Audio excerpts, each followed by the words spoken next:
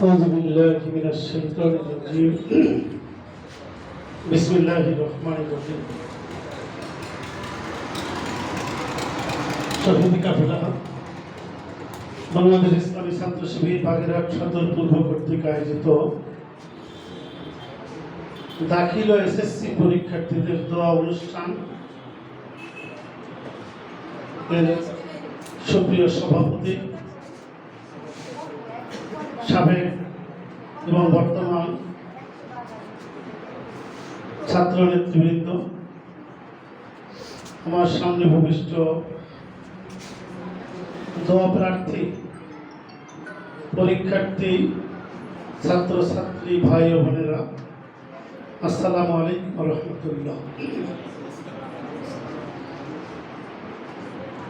প্রথম কথা হলো, আমি ধন্যবাদ জানাতে চাই ইসলামী ছাত্র শিবিরকে, যারা একেবারে নিঃস্বার্থভাবে তোমাদের মতন উদীয়মান ভবিষ্যৎ প্রজন্মকে উদ্বুদ্ধ করার জন্য এবং উৎসাহ প্রদানের জন্য তোমাদেরকে এখানে ডেকে নিয়ে আসছেন এবং তোমাদের জন্য সামান্য উপহারের ব্যবস্থাও করেছেন। এজন্য আমি ইসলামী ছাত্র শিবিরকে ধন্যবাদ জানাই।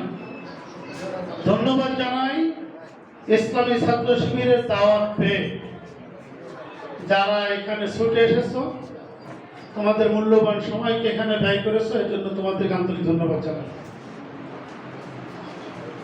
পরীক্ষা দিতে যাওয়া, আমরা যদি মনে করি যে আমরা একেবারে আমাদের জীবনটাকে সবেমাত্র শুরু করতে চাই, সবেমাত্র যখন শুরু করতে চাই, তোমাদের যদি বাল্যকালের দিকে ফিরে যাও, 5 বছর 7 বছর বয়স যখন তোমাদের ছিল, তখন তোমরা কিন্তু যা কিছু করতে, সে বিষয়টা কিন্তু এখনো তোমাদের অনেক কিছু মনে আছে। কিন্তু এখন সকালবেলায় সবাই এখানে যারা আসো, নাস্তা খেয়ে আসছো, কে কি খেয়ে আসছো, সব আইটেম মনে করতে 1 মিনিট অপেক্ষা করছে অনেকে।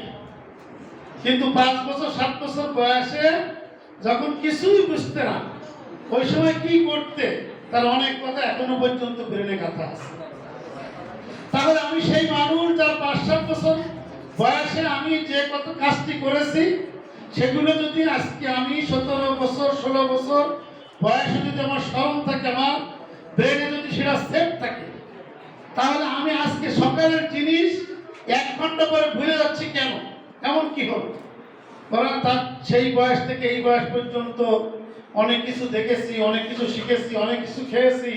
এখন তো স্মৃতিশক্তি, মেধাশক্তি আরো বেড়ে যাওয়ার কথা, কিন্তু স্মৃতিশক্তি আরো ডাউন হয়ে গেছে। এর পিছনের কারণ হচ্ছে যে আমাদের ভিতরে, ব্রেনের ভিতরে দুটো দিক কাজ করে। একটা হচ্ছে ভালো চিন্তা শক্তি, একটা হচ্ছে মন্দ চিন্তা শক্তি। এই ভালো চিন্তা শক্তি যদি প্রভাবটা বেশি পড়ে ব্রেনে, তাহলে মন্দ চিন্তা শক্তিটা ব্রেন থেকে আউট হয়ে যায়। আর যদি মন্দ চিন্তা শক্তির চাপটা যদি ব্রেনে বেশি হয়ে যায়, তাহলে ভালো চিন্তা শক্তিটা ব্রেন থেকে দূরে চলে যায়।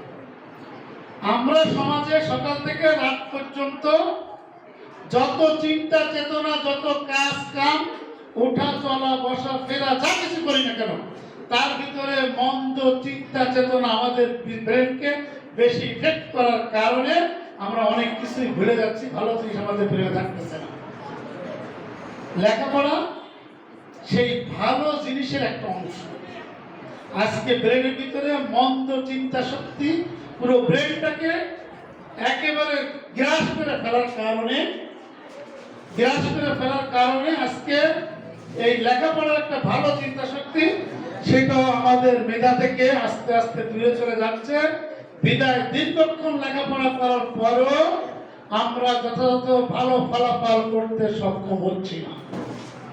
এই কারণে আমি বলেছি যে আজকে যদি আমরা এখানে বসে সিদ্ধান্ত গ্রহণ করি যে আমরা আমাদের জীবনটাকে সবেমাত্র বাল্যকাল থেকে শুরু করতে চাই, বাল্যকালের ছোট ছোট কাজ যেমন আমাদের ব্রেনে এখনো পর্যন্ত গেঁথে আছে। আমরা যদি এখন নিজেদেরকে বাল্য জীবন মনে করে আবার জীবনটাকে শুরু করতে পারি, তাহলে যা কিছু ব্রেনে ভালো কিছু ঢুকাবো না কেন তার কিচ্ছু ভুলে যাওয়ার সম্ভাবনা নেই।